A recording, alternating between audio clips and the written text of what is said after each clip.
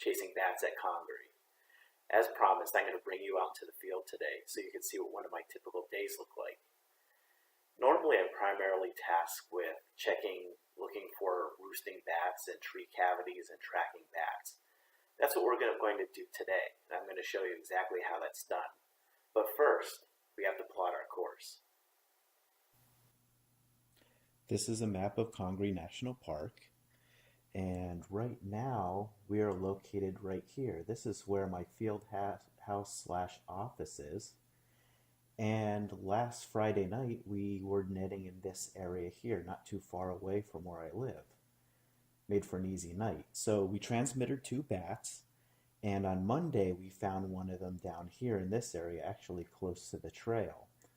The other bat we still haven't found. So while we were looking for these transmitted bats, we came across some potential roost sites in this area. This is where I want to go today. Piper asked me to survey these trees and see if there are any bats roosting in them.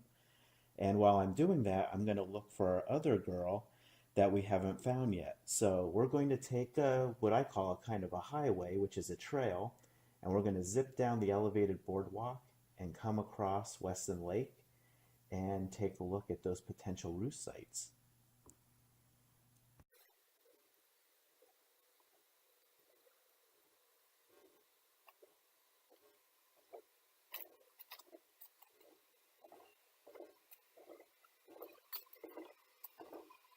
So I'm traveling on the elevated boardwalk, or the skywalk as some call it, just like I pointed on the map earlier.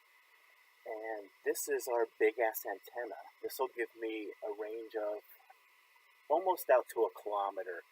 So if you think about me walking down this trail, I'm looking in a kilometer in either direction, trying to track one of my bats. This gives me quite a bit of range. That's why I brought this out today, because we don't know where our lost little girl is.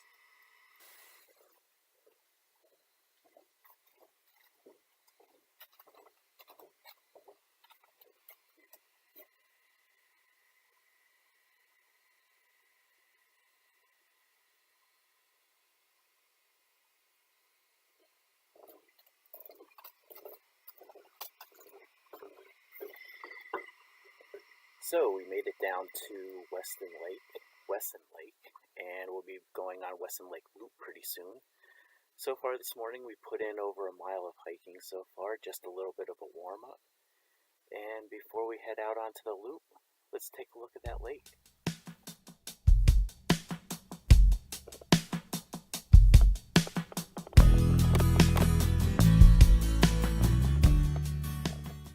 In the area, I decided to check on one of our little girls. I know that she's home. I hope you can hear that.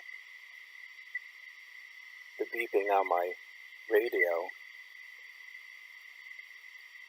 tells me that she's inside that tree cavity over there. Let's take a look.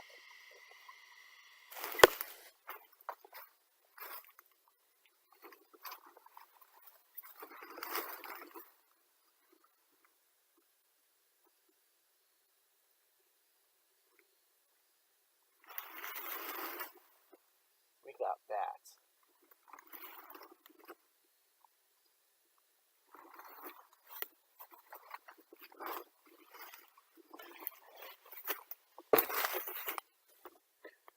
So in my notebook, I'll record the tree, and it's 173.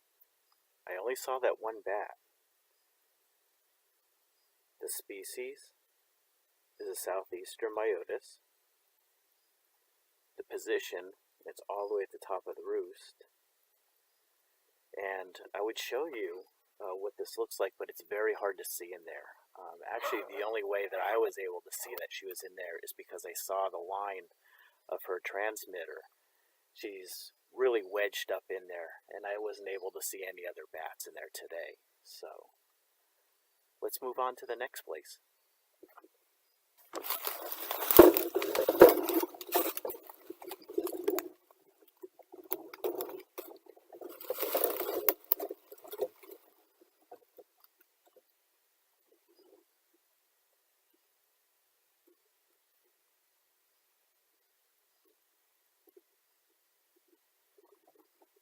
We have 3 bats sitting on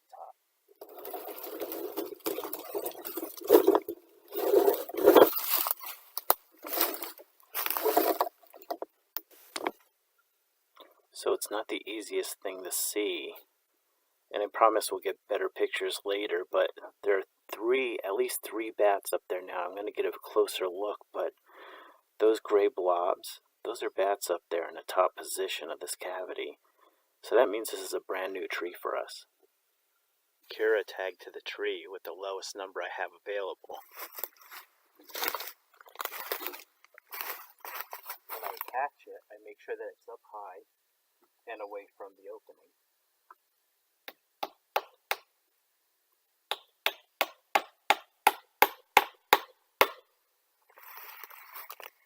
This is where some of my forestry skills come in handy.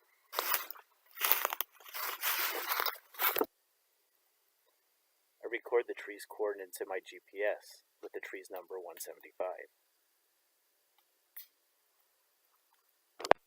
I'm using a clinometer to measure the tree height. From a set distance, I measure from my eyes level to the base, and from level to the top of the tree. I add them up, and I have the tree height.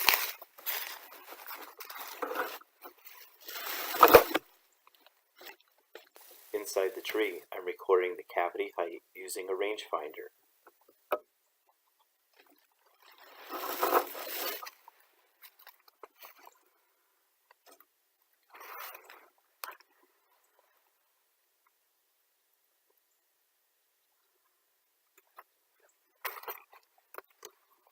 And using the same tool, I record the cavity width.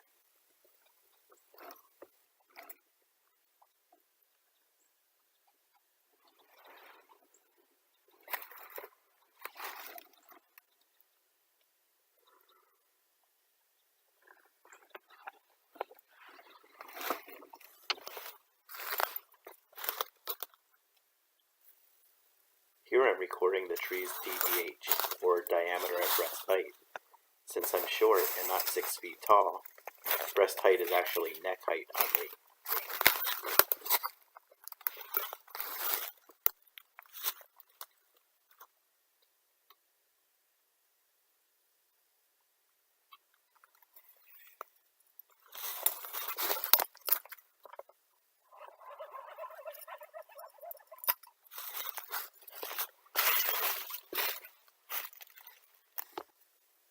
All of the data that I collected on this new tree gets recorded in my notebook and field computer.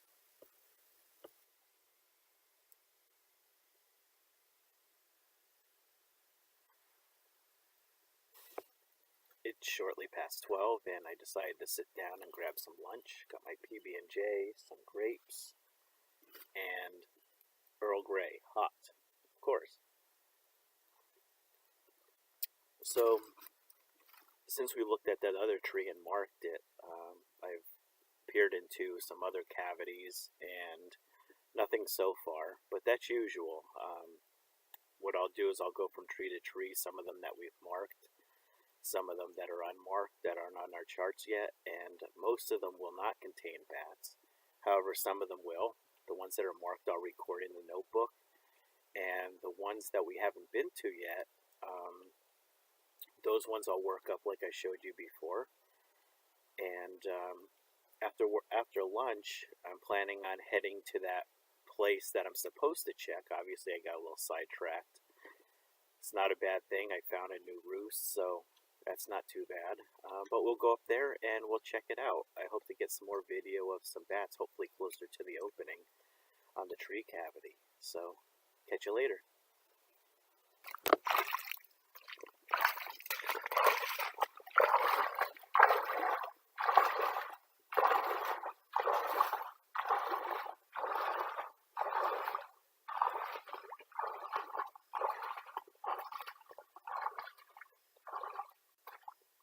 The west side of the park, where I am today, is much drier and I can get away with wearing muck boots.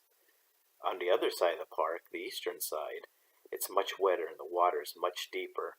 Therefore, I have to wear waders or hip boots in order to get through the landscape.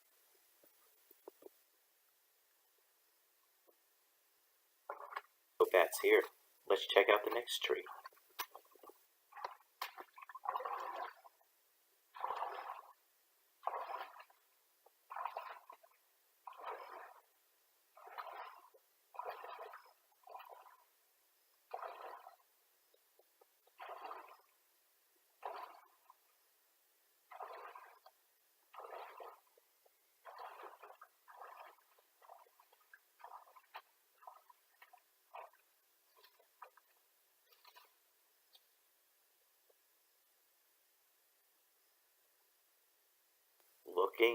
looking.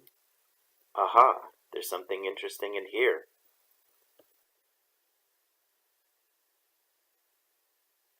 Okay, this time you're going in to check it out. Tell me what you see in there. Yep, 2 bats on the left top of the screen. Those are 2 southeastern myotis. And to the bottom right of this little circle here, you see I can point. This circle here, that's a spider. These are the 2 bats, and that's a spider. So what this means is that this is a new tree roost. Time to work up a tree. I tried to spare you the details of me working up this tree, but I just want a little bit of comedy here. It's never good when poison ivy is holding up your D-tape.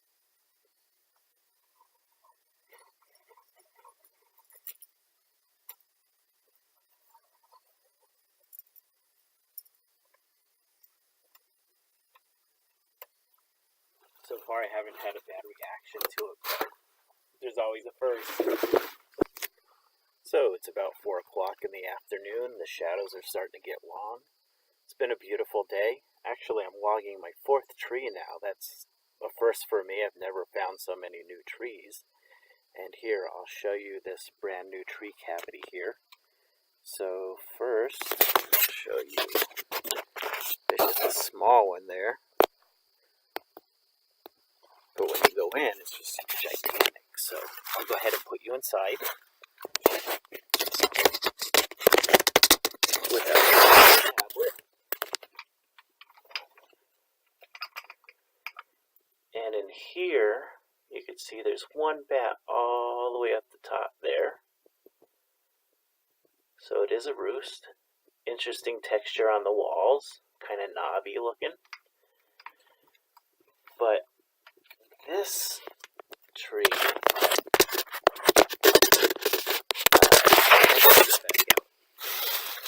is really interesting because here I'll show you what it looks like in the bottom. You see that in there? It's like a whole new world.